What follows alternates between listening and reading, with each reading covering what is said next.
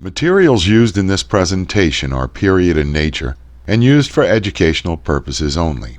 Furthermore, when videos are used, they are utilized in conjunction with the photographs to produce continuity, in some instances are composites, and fall within the purview of the fair use doctrine of United States copyright laws. Attribution is given where required. Welcome to the True Crime Man's Dark Imagination YouTube channel, your source for interesting and factual crime.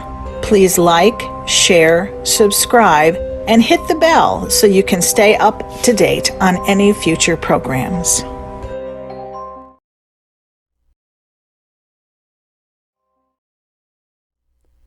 Antony and Cleopatra, Romeo and Juliet, Heathcliff and Catherine from Wuthering Heights, and Gatsby and Daisy from The Great Gatsby. Star-crossed lovers who advocated letting the world be damned because of their love and proclaiming dedication to each other in matters that may even mean dying together. Or in the case we are going to profile, killing others just to demonstrate their power over other people. What causes a seemingly innocent young girl to succumb to the charms of a ne'er-do-well young man with nothing to offer but anger, hate, and destruction, and even murder on his mind?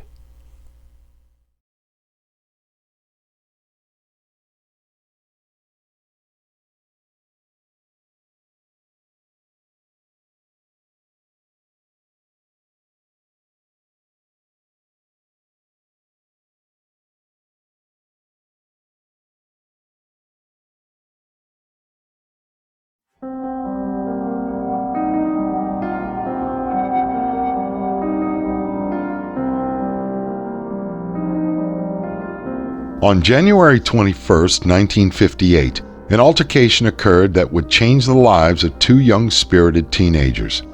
The young man arrived at the home of the young girl, and when the girl's mother and stepfather refused him entry, the 19-year-old cold-bloodedly murdered them both. The murdered couple also had a 2-year-old daughter that the killer did not spare. The young couple, the boy 19 and the girl 14, stayed in the family home for the next 6 days, telling relatives of the family that they had the flu and did not need visitors. When the young girl's grandmother threatened to summon the police, the star-struck lovers hit the road in Midwestern America.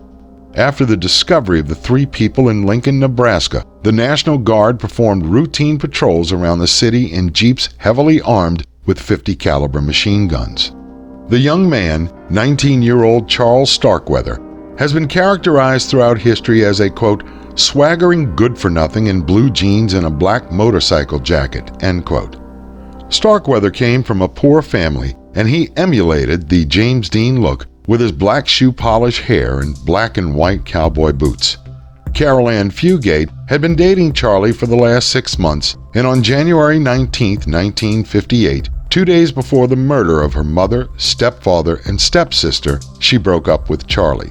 When Fugate arrived home from school, the only one there was Starkweather.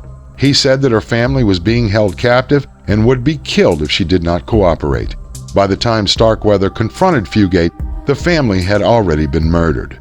Starkweather and Fugate first fled to Bennett, Nebraska, where Starkweather knew an old man named August Meyer. When the couple arrived at the Meyer residence, the older man opened the door for the couple. Meyer offered to lend his horses to the pair whose vehicle had bogged down in some mud. As Meyer led the two to the stables, Starkweather brandished a shotgun and killed the old man outright. Starkweather later beat Meyer's dog to death. With this outward show of violence, Fugate became convinced that Starkweather meant the earlier threats he made regarding his young female companion. Home of C. Lauer Ward for their sanctuary. The next day, police found Ward, his wife Clara, and their maid, Lillian Fensel, all murdered within the house. Starkweather and Fugate then took the Ward's 1956 Packard and decided to flee the state once and for all. Starkweather decided to head toward Washington State, where his brother lived. When the couple reached Douglas, Wyoming, Starkweather decided that the Packard would draw too much attention and opted to ditch the vehicle. Near the Ayers Natural Bridge, Merle Collison, 37, a shoe salesman from Great Falls, Montana, parked alongside the highway trying to get some rest from the long hours of traveling involved with his vocation. Starkweather, looking for alternative transportation, knocked on the window, and when he demanded that Collison exit the vehicle, Collison refused. So Starkweather fired several shots through the window, killing Collison. At the time of the Collison shooting, Joe Sprinkle, an oilman from Casper, Wyoming, happened upon the two stopped cars along the side of the highway. Sprinkle approached the car, and Starkweather asked the businessman to help him with the emergency brake on the car. When Sprinkle peered into the vehicle, he noticed Collison's body stuffed underneath the front dashboard. Starkweather then brandished a shotgun and pointed it at Sprinkle, clearly to kill him as well. Sprinkle, being a large man, wrestled with Starkweather for the weapon and wrested it away from the much smaller teenager. Sprinkle remembered, quote, "If Starkweather won, I would be dead," end quote. The shotgun, according to Sprinkle, looked bigger every time he looked at it. While the struggle for the shotgun ensued, a Natrona County Deputy Sheriff, William Romer, drove up to the scene. As he exited his unit, Deputy Romer saw a young girl exit the Collison vehicle and ran frantically toward the lawman, screaming, quote, "He's going to kill me. He's crazy. He just killed him," end quote. Starkweather then jumped into the Packard and sped away. Deputy Romer stayed with the two vehicles and Fugate, but radioed ahead for assistance.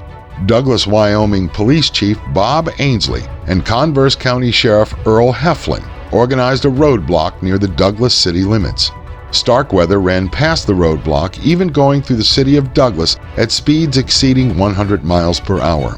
In pursuit, Chief Heflin fired several shots in the chase and subsequently shattered the back window of the Packard. Starkweather slammed on the brakes, and after a tense standoff, Starkweather surrendered. Starkweather later stated that he ran out of ammunition for the weapon he had with him in the car and claimed a severe wound from the flying glass when Heflin fired through the back windshield. Heflin had a different take on what happened. Quote, "I guess he thought he was bleeding to death. That's the kind of yellow SOB he is," end quote. Authorities took Fugate into the station for questioning. Starkweather immediately confessed to committing 10 murders in Nebraska and one additional murder in Wyoming. On or about January 29, 1958, Starkweather appeared before the Converse County Justice of the Peace, Harry Wise, and was charged with the first-degree murder of Merle Collison. After a brief statement by the then anti-death penalty governor, Millward Simpson, stating that Starkweather would not face death if convicted in Wyoming, Governor Simpson diverted any legal actions to Nebraska. On January 31, 1958, Starkweather returned to Nebraska. On February 3, 1958, Starkweather stood before Lancaster County Judge Herbert Ronan and pled not guilty to the murder of Robert Jensen, the young high school student. Additionally, the court charged the young hooligan with murder in the perpetration of a robbery. Once authorities captured Charles Starkweather, they began to formulate a profile of a young man at war with the world.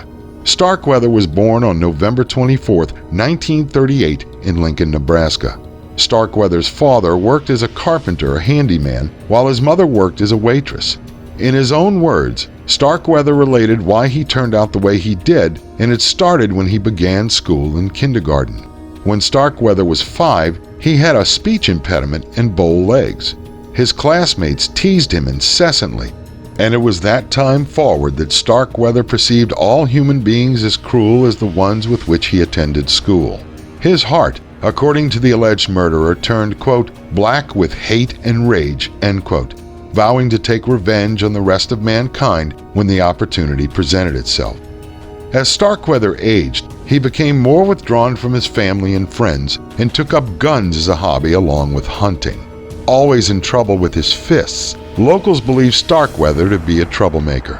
The troubled teen started to emulate James Dean from Rebel Without a Cause, the troubled youth in their struggle to obtain notice. Starkweather adopted the black leather jacket and blue jeans to reflect his state of personality. At the age of 19, Starkweather acquired a job as a garbage collector, but soon became disillusioned with the employment and began thinking there must be something better out there for him. The young rebel soon had dreams and hallucinations where he believed he carried on a conversation with death himself. Then, Starkweather met Caril Ann Fugate and soon found a similar soul. Fugate fit in with Starkweather as she encouraged the rebel behavior, or as some said, his, quote, paranoid, alienated worldview, willingly adopting and reinforcing his self-imposed exile from mainstream society, end quote. But Fugate did not calm Starkweather's restlessness and seemingly disquieting demeanor. Instead, she encouraged his lifestyle and may have, in fact, drove him to the point of no return, where Fugate convinced the young loner that the end of the world drew nearer and he, quote, must take action soon, end quote. Starkweather, according to authorities, committed his first murder on December 1, 1957, when he robbed a Lincoln, Nebraska gas station and kidnapped the attendant, Robert Culvert. Starkweather later brought Culvert to a very secluded spot and shot him dead, leaving the corpse there. Starkweather obtained a sense of power from committing the Culvert murder, operating outside of moral societal conventions, and he felt energized because of it.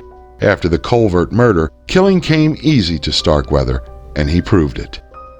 While the two lovers sat in jail awaiting their fate, various editorialists immortalized their opinions as to why Starkweather turned to a life of crime. Some believed that Starkweather should be, quote, put down like a rabid dog, end quote, while others professed that factors should be examined as to why such a young man, who could have held such promise, resorted to the wholesale slaughter of those around him.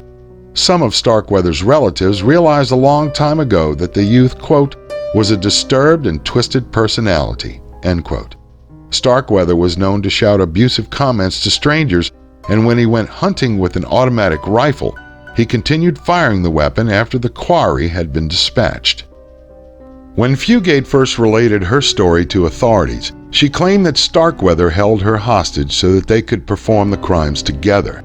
But after speaking with the teenager, law enforcement strongly believed that she may have had more to do with the crimes than first thought. At the beginning of her questioning, the wily young girl cooperated fully and gave her story with a lot of details. When the oral examination had been reduced to a 166-page statement, she refused to sign it. This was after the girl's natural father, William Fugate, enlisted the help of the local legal aid society, and two attorneys consulted with the 14-year-old girl and told her not to sign anything. As authorities tried to decipher exactly what part Fugate played in the entire murder spree, Starkweather went on trial in early May 1958. Starkweather possessed a letter that he gave to law enforcement at the time of his arrest. Quote, the letter told how Starkweather came to visit Caril but was ordered by Mrs. Bartlett to leave. He replied sarcastically. That angered Bartlett and brought on a fight, the letter said, ending with Charles shooting Bartlett. End quote. Of course, during the trial for a pathological killer, the defense counsel looks to find persons who would testify favorably as to the character of the accused. In Starkweather's case, one educator called to the stand testified that Starkweather had been tested and the defendant measured an IQ of 90, classified as, quote, dull normal, end quote, class in school. Rodney Starkweather, Charlie's brother, took his brother off the garbage route because his brother would yell at passers-by while hanging out the window of the truck. Starkweather's step-grandmother, Miss Althea Neal, stated that Charlie, quote, was a good boy, jolly and full of fun, a cheerful boy, end quote. Although the defense gave their all in seeing that perhaps they could save the misguided and intellectually challenged youth from the electric chair, the prosecution read from Starkweather's confession, the one he made upon his arrest. While in the ward's residence in Lincoln, Nebraska, Starkweather professed that he went up the stairs of the middle upper-class home. Mrs. Ward fired a shot at the intruder that missed him by inches. Starkweather hurried to get up the stairs and keep Mrs. Ward from firing again and planted a knife in her back. Quote, the knife, stopped right in her back, end quote, Starkweather recalled. Quote, she was still alive, so I left her laying on the bed, end quote. Finally, Starkweather took the stand in his own defense. He described for the jury an incident involving the ward's maid, Lillian Fensel. Starkweather testified that he tied Fensel to the bed spread eagle, then left her alone with Caril Ann Fugate, armed with a knife. During the course of his confession to the police when he was captured, Starkweather never mentioned murdering Fensel. That portion of the confession regarding Fensel implicated Fugate in the murder of the maid, as that victim was found stabbed to death. In fact, Starkweather stressed that Fugate gave, quote, gleeful approval, end quote, for several of the slayings he committed. The defense read portions of the confession in order to demonstrate that their client exhibited insanity during the murder spree. Starkweather and his family objected strenuously to the assertion, but defense attorney T. Clement Gauguin stressed that if he were to defend Starkweather and possibly save his life from the electric chair, this was the only way. As Starkweather concluded his testimony, several observers understood the course that the defense now took to save their client, demonstrate that Fugate acted as a willing participant and not the result of a kidnapping as she maintained. On Monday, May 20th, 1958, Dr. Nathan Greenbaum, a Kansas City psychologist, testified that Starkweather had a severe mental disorder and his, quote, emotional gun is always cocked and he has a hair trigger on it, end quote. During a recess in the proceedings, another psychiatrist from Kansas City, Dr. John J. O'Hearn, asked Starkweather about what he thought about Greenbaum's testimony, to which Starkweather stated, quote, if I had a grenade, I'd kill Greenbaum, end quote. On May 23, 1958, in his closing argument, the prosecution hoped to establish that Starkweather acted as a cold-blooded killer without regard for human life. The defendant hoped that the defense, using the arguments mentioned previously, would prove successful with their efforts to keep their client from the electric chair. Defense attorney Gauguin argued passionately in his closing statement, I don't believe that Charles Starkweather should have his feet put out on the pavement and allowed to start running around. But the principle of our society is that when a man is insane, we do not take his life, no matter what he has done. The case then went to the jury for their deliberations. Later in the afternoon of the 23rd, the jury returned with a verdict, guilty, with a recommendation for capital punishment. The jury of 8 women and 4 men found Charles Starkweather responsible for his actions in the death of Robert Jensen. Starkweather said nothing nor reacted to the verdict when it was announced. When police officers escorted Starkweather back to his cell after the verdict, a local newspaperman asked the convicted murderer how he felt about the verdict. Starkweather responded, quote, I don't think they tried me for Jensen. They tried me for the whole thing, end quote. As Starkweather mulled over the verdict, Caril Fugate sat in a mental hospital awaiting her day in court. As far as the public knew, the 14-year-old was a willing accomplice to the murder spree. It would be up to her defense counsel to disprove that assertion. Until Fugate appeared for her trial, Starkweather steadfastly maintained that his young companion equally participated in the killings. Arguments on behalf of Fugate through her attorneys John MacArthur and Edmund O. Belsheim maintained that the 14-year-old should be tried in juvenile court. The State Attorney General for the state of Nebraska, C.S. Beck, asserted that Fugate may take part in another crime spree if tried in a juvenile court and convicted and be released before the age of 21. Until a ruling from the court concerning this assertion by the defense and prosecution, Fugate protested her innocence when she proclaimed, quote, if I am found guilty, in time they'll find out I am innocent, and then they'll know they made a big mistake. I think someone else was on in this thing from the beginning, end quote. When asked about her opinion of Starkweather, Fugate responded, quote, I think he's crazy, end quote. The court later ruled that Fugate would be tried as an adult, and on October 19, 1958, her attorney, MacArthur, argued that the police bungled the investigation, convincing the public that 2 ruthless killers were on the loose. In front of Judge Harry Spencer, during the presentation of evidence and testimony throughout the Fugate trial, the prosecution paraded relatives of the deceased Robert Jensen, which obviously had an effect on the jury. Robert Jensen Sr. testified through his tears about how his son worked hard at the family store and dreamed of a better life after high school. The father's emotions seemed to lose control when shown the evidence of his son's murder, including a red sateen jacket, a black leather billfold, and a wristwatch. The brother of Caril Smith, Jensen's companion on the night of the murder and the female that Starkweather brutalized, took the stand and told of his sister's accomplishments of being a cheerleader and her participation in the choir of her local church. On the night of the murder, Caril showed her family her, quote, top grades, end quote, from school, and said she was taking a ride with Bob, her boyfriend. That was the last time they saw Caril alive. Prosecutors intended to submit the 166-page statement that Fugate gave after her return from Wyoming. While the defense contended that Fugate was nothing more than an unwilling participant, the prosecution averred that the statement would prove that Fugate actively participated with the murders. On November 6, 1958, the prosecution called Charles Starkweather to the stand and testify against Fugate.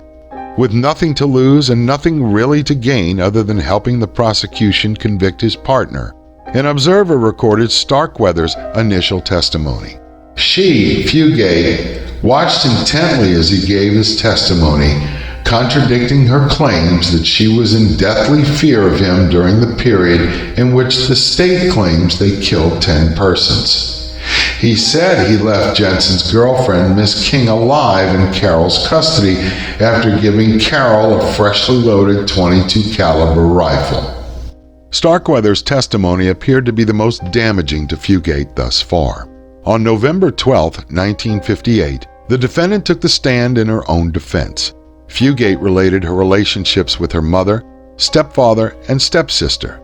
The witness told she got along with her stepfather and would, quote, do anything, end quote, for her little stepsister. In one of her final statements to the court, Fugate stated that she had no knowledge that Starkweather was going to kill all of those people. But during their flight, Fugate reportedly stated to Starkweather about the fourth victim, August Meyer, that she, quote, could just kill him, end quote. Later in the trial, Fugate claimed to have no memory of the killings. On November 19, 1958, Elmer Scheel, the DA, summarized the case against Caril Ann Fugate. He stated that Fugate was no normal, now 15-year-old girl in this case.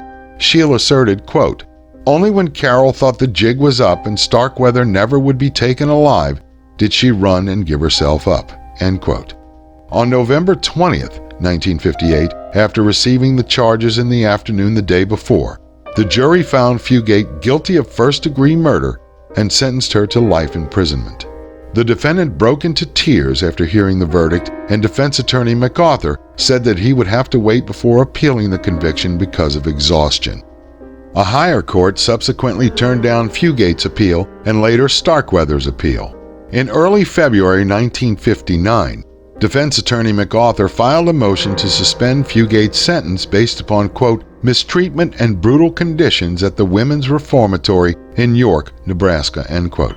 Unfortunately for Fugate, the suspension was denied. Starkweather's attorneys filed a motion with the Nebraska Pardons Board for a commutation of sentence in early March 1959. The Nebraska Supreme Court scheduled Starkweather's execution for March 27th, but with this new motion granted a stay. On April 21, 1959, the Pardons Board denied any commutation of Starkweather's sentence. His case then went to the United States Supreme Court, and they denied any rehearing, substantiating the sentence determined by the lower court in his original trial. Finally, on June 25, 1959, Charles Starkweather, after spurning a steak dinner, ate some cold cuts for his last meal. At 12:05 a.m., he died in the electric chair. When asked if he had anything to say prior to the switch being thrown, Starkweather shook his head negatively, and the execution commenced. An ironic twist to the execution came just moments before, when the 75-year-old doctor present to pronounce the death of the condemned man, B.A. Finkel, suddenly died of a heart attack. It was said that Starkweather went to his grave with a cross held tightly in his hands. Authorities at the Women's Reformatory, where Fugate served her sentence, reported her as a model prisoner, and after serving just 17 years of a life sentence, was granted parole. She married a gentleman by the name of Frederick Clare in 2007, but he died in a car accident in 2013. In her late 60s, Fugate suffered a series of strokes and tries to live quietly in Michigan to this day.